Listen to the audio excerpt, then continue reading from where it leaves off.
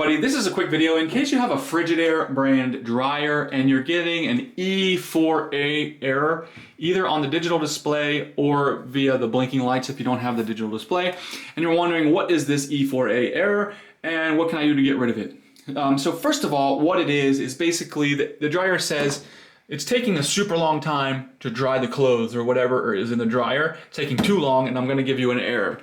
And so there's a couple reasons why this might be happening. Some of them are really easy to deal with, others not so much.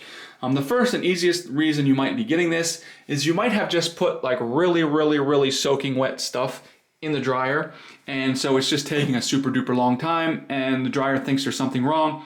There's nothing really wrong. You just put too wet of clothes in the dryer and you just can't do it. Just don't put as wet of clothes, wring them out or whatever before you put them in. The second thing is pretty easy to deal with is that any kind of obstructions in airflow through the lint filters or anything like that is going to impede the drying process.